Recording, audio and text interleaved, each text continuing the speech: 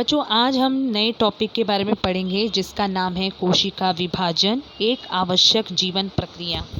कोशिका विभाजन बच्चों हर सजीव के अंदर पाया जाता है। हर प्रकार के सजीव में कोशिका विभाजन होता है और ये सजीवों का एक मूलभूत गुणधर्म माना जाता है। ठीक है, जब तक एक सजीव जीवित रहता है उसके शरीर में कोशिका विभाजन निरंतर होता रहता है। इस कोशिका विभाजन के गुणधर्म के कारण ही एक सजीव अपने जैसे दूसरे सजीव की निर्मित कर पाता है, यानी प्रजनन के उपरांत जो नए सजीव की निर्मित होती है वो इसी गुणधर्म के कारण होती है। इसके अलावा यदि कोई चोट लगती है तो उस चोट को भरने में भी कोशिका विभाजन नामक गुणधर्म ही काम आता है। तो इस तरह से, और यदि देखिए, आप जानते हैं कि जब एक बच्चा जन्म लेता है तो बहुत ही छोटे आकार का होता है, लेकिन जब धीरे धीरे जैसे जैसे समय बीतता है बच्चे के शरीर का आकार क्या होता है, बड़ा होता है। और ऐसा क्यों हो पाता है? क्योंकि कोशिका विभाजन नामक गुणधर्म उस सजीव में, यानी हर सजीव में मौजूद होता है, जिसके कारण वो आकार में वृद्धि हो पाती है।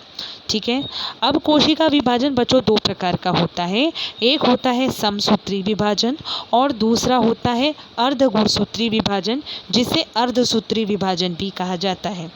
अब समसूत्री विभाजन जो होता है वो दो प्रकार की कोशिकाओं में पाया जाता है, कायिक कोशिका में और मूल कोशिका में।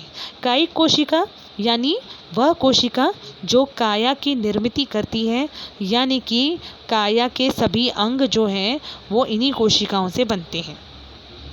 मूल कोशिका बच्चों क्या होती है? मूल कोशिका, आपको पता है कि जब एक भ्रूण की निर्मित कैसे होती है, स्त्री युग्मक और पुंयुग्मक जब आगे चलकर फलन होता है उनका, जिससे युग्मनज बनता है।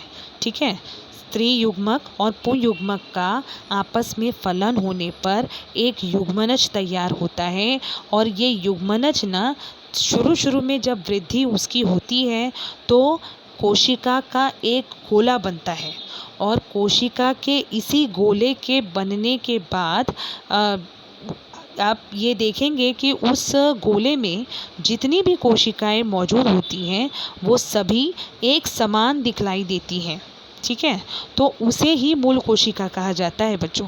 और मूल कोशिका जो है आजकल कई बीमारियों के इलाज के रूप में इसी कोशिका का इस्तेमाल होता है, क्योंकि इस कोशिका में एक गुणधर्म होता है कि ये कोशिकाएं सभी शरीर के सभी अलग प्रकार के जो कोशिकाएं होती हैं उनको जन्म दे सकती हैं मूल कोशिका। इसलिए मूल कोशिका जो है वो बहुत ही विशिष्ट प्रकार की कोशिका कहलाती है। तो ये हमने देखा कि समसूत्री विभाजन कायिक कोशिका और मूल कोशिका में होता है। अब अर्धगुणसूत्री विभाजन जो है वो जनन कोशिकाओं में होता है, यानी कि लैंगिक कोशिकाएं जो होती हैं उनमें अर्धगुणसूत्री विभाजन हो पाता है। तो ये हमने देखा दो प्रकार के कोशिका विभाजन। अब हम एक और बात ध्यान में रखेंगे कि जब किसी भी प्रकार का कोशिका विभाजन होता है ना, तो कोशिका के अंदर जो गुणसूत्र मौजूद होते हैं उनकी संख्या डबल हो जाती है, यानी कि दुगनी हो जाती है। ठीक है, अब सबसे पहले हम बढ़ेंगे समसूत्री कोशिका विभाजन की तरफ। समसूत्री कोशिका विभाजन बच्चों दो सोपानों में पूर्ण होता है। सबसे पहले केंद्रक का विभाजन होता है, उसके बाद जीव द्रव्य का विभाजन होता है। केंद्रक के विभाजन में 4 अवस्थाएं जन्म लेती हैं, यानी 4 चरणों में केंद्रक का विभाजन पूर्ण हो पाता है, जिसमें पहला चरण है पूर्वावस्था, जिसे अंग्रेजी में हम कहते हैं प्रोफेज। क्या कहते हैं? प्रोफेज। दूसरी अवस्था का नाम है मध्यावस्था, तीसरी अवस्था का नाम है पश्चावस्था और चौथी अवस्था का नाम है अंत्यावस्था। सबसे पहले हम बात करेंगे पूर्वावस्था की। पूर्वावस्था में बच्चों क्या होता है, जो भी कोशिका के अंदर मौजूद, कोशिका के केंद्रक में जो भी गुणसूत्र मौजूद होते हैं उनका वलीभवन यानी फोल्डिंग शुरू हो जाती है, जिसकी वजह से वो आकार में छोटे और मोटे हो जाते हैं।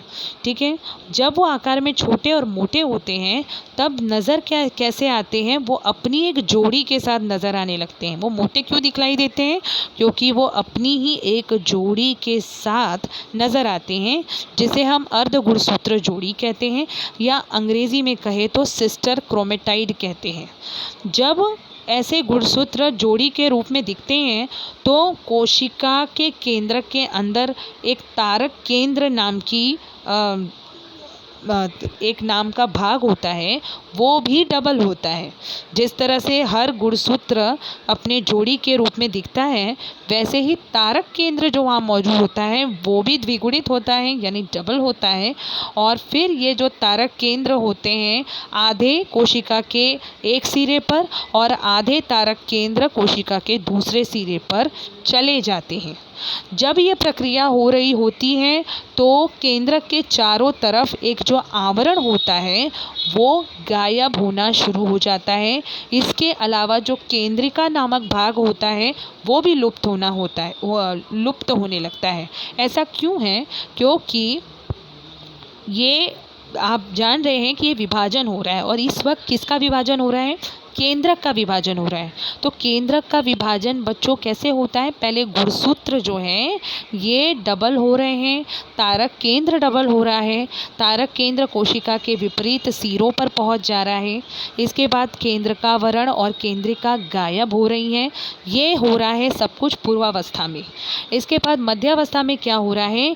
केंद्रकावरण यहाँ पर पूरी तरह से गायब हो चुका होता है। सभी गुणसूत्र का जब यहाँ पर जो आपने देखा कि फोल्डिंग हुई, यानी कि छोटे और मोटे हो गए थे, तो वो अपनी अर्ध गुणसूत्र जोड़ी के साथ अब और ज़्यादा क्लियर दिखने लगते हैं। और ये सारे के सारे जो गुणसूत्र जोड़ी में नज़र आ रहे हैं, ये कोशिका का जो विषुवत वृत्तीय प्रतल होता है या मध्य प्रतल होता है, यानी कि कोशिका का जो बीचों बीच वाला हिस्सा होता है, उसी के समांतर में सारे के सारे इकट्ठा हो जाते हैं, सारे के सारे अरेंज हो जाते हैं। कौन? गुणसूत्र अपनी अर्ध गुणसूत्र जोड़ी के साथ कहाँ पर जमा हो जाते हैं? विषुवत वृत्तीय प्रतल के समांतर जमा हो जाते हैं। ठीक है। और जो दोनों तारक केंद्र दोनों ओर पहुँचे हुए थे, और जो गुणसूत्र का जो गुणसूत्र बिंदु होता है, गुणसूत्र बिंदु आपको ध्यान होगा बच्चों, लास्ट ईयर आपने 9th में पढ़ा था। एल शेप का जो गुणसूत्र होता है, तो एल शेप का गुणसूत्र बिंदु देखिए, इस तरह से आपने देखा था कि गुणसूत्र होते हैं तो दोनों जो भुजाओं के बीच का जो स्थान होता है वहाँ पर गुणसूत्र बिंदु मौजूद होता है। ठीक है। तो ये जो गुणसूत्र बिंदु होते हैं वहाँ पर, और दोनों जो तारक केंद्र होते हैं जो पहुँच गए हैं कोशिका के दोनों सिरों तक, उनके बीच में एक धागा बनने लगता है जो कि लचीले प्रथिनों का धागा होता है, जिसे तुर्क तंतु भी कहा जाता है और अंग्रेजी में स्पिंडल फाइबर कहा जाता है। ठीक है। तो इस तरह से तुर्क तंतु बनना शुरू हो जाते हैं। कहाँ पर? मेटाफेज में, यानी मध्यावस्था में। अब आगे चलकर शुरू होती है पश्चावस्था, यानी कि एनाफेज। यहाँ पर क्या होता है? वो जो तुर्क तंतु आपने देखा कि मेटाफेज में जो बने, वो क्या करते हैं? उन्हीं गुणसूत्र बिंदु जिनके बीच में वो तुर्क तंतु बना था, गुणसूत्र बिंदु और किसके बीच में? तारक केंद्र के बीच में ये तुर्क तंतु बने थे। तो ये जो धागे होते हैं, तुर्क तंतु जो होते हैं, वो गुणसूत्र बिंदु का क्या कर देते हैं? विभाजन कर देते हैं, यानी उन्हें ब्रेक कर देते हैं, तोड़ देते हैं। और तोड़ने से क्या होता है? गुणसूत्र की जो जोड़ी थी, अर्ध गुणसूत्र जोड़ी, वो क्या हो जाती है? अलग हो जाती है और विपरीत दिशा में खींच ली जाती है। अब इससे क्या होता है? जब दो अर्ध गुणसूत्र अलग हो जाते हैं ना, तो इन्हें डॉटर क्रोमोसोम कहा जाता है, यानी कि संतति गुणसूत्र कहा जाता है। ठीक है। तो इस तरह से जब वो अलग अलग हो जाते हैं तो दो दो समूह में कोशिका के दोनों सिरों पर दिखलाई पड़ना शुरू हो जाते हैं। अब आगे में जो लास्ट और चौथी स्टेज है, ये आप देख रहे हैं केंद्रक का विभाजन, और केंद्रक के विभाजन में ये चौथी अवस्था दिखाई दे रही है, जिसका नाम है अंत्यावस्था। अंत्यावस्था में क्या होता है? जो गुणसूत्र, अर्ध गुणसूत्र दोनों ओर छोर पर पहुंच चुके हैं, वहाँ पर वो वापस से खुल जाते हैं, यानी अनफोल्डिंग शुरू हो जाती है उनकी, यानी वो वापस जो पहले छोटे और मोटे थे, अब वापस से वो कैसे हो जाते हैं? पतले और लंबे हो जाते हैं, अनफोल्ड हो जाते हैं, खुल जाते हैं, जिसके कारण जब एक समझ लीजिए वापस से ये पुराने रूप में आ जाते हैं। और अब लेकिन एक और बात ध्यान में ये रखनी कि बंटने के बाद, 2 भागों में बंटने के बाद वो पुराना रूप ले रहे हैं, यानी पहले की तरफ पतले और लंबे हो रहे हैं। अब जैसे ही वो गुणसूत्र ऐसा होता है, उनके बाद उनका केंद्र का वर्ण जो पूर्वावस्था में गायब हो गया था उस गुणसूत्र के टाइम, अब यहाँ पर केंद्र का वर्ण फिर से निर्मित होता है और इस तरह से वहाँ पर फिर केंद्रिकाएं भी बनने लगती हैं और जो तुर्क तंतु, जो धागे थे जो उन्हें खींचने के लिए बने थे, वो भी गायब हो जाते हैं और फिर इस तरह से हमें 2 प्रॉपर गुणसूत्र नज़र आने लगते हैं। ठीक है, और अलग अलग गुणसूत्र जो हैं वो नज़र आने लगते हैं। तो इस प्रकार से केंद्र का विभाजन होता है। अब हम बात करेंगे जीव द्रव्य का विभाजन, जो कि दूसरा सोपान है, समसूत्री विभाजन का दूसरा सोपान है बच्चों। ये यहाँ पर कोशिका द्रव्य का विभाजन होता है। पहले केंद्रक का विभाजन हुआ था, अब जीव द्रव्य जो विभाजन है, यानी कि कोशिका के अंदर जो कोशिका द्रव्य है ना, उसका विभाजन होता है जीव द्रव्य विभाजन में, जिसके कारण अब पूरी तरह से सारा कुछ सेपरेट हो चुका होता है। केंद्रक भी अलग हो गया और कोशिका द्रव्य भी अलग हो गया, जिससे अब पूरी तरह से 2 नई कोशिकाएं बन गई और जिसे संतति कोशिका यानी डॉटर सेल कहा जाता है। ठीक है, अब इस दौरान अब दोनों कोशिकाओं को अलग भी तो होना है। 2 कोशिका बन तो गई, लेकिन दोनों कोशिकाओं को अलग होने के लिए क्या होता है, जो भी कोशिका के बीचों बीच विषुवत वृत्तीय प्रतल वाला जो हिस्सा है, वहाँ पर दरार निर्मित होने लगती है। दरार निर्मित होने से क्या होता है, तभी तो वो अलग हो पाएंगी। दोनों जो कोशिका 2 अलग अलग बनी हैं, जीव द्रव्य के विभाजन के उपरांत और केंद्रक के विभाजन के उपरांत, उनको अलग होने के लिए वहाँ पर दरार निर्मित होती है, जिससे वो अलग हो जाती हैं और 2 नई कोशिकाएं अलग रूप में बनकर तैयार होती हैं। तो इस तरह से बच्चों होता है समसूत्री विभाजन, जो कि केंद्रक कोशिका विभाजन का एक प्रकार है, समसूत्री विभाजन।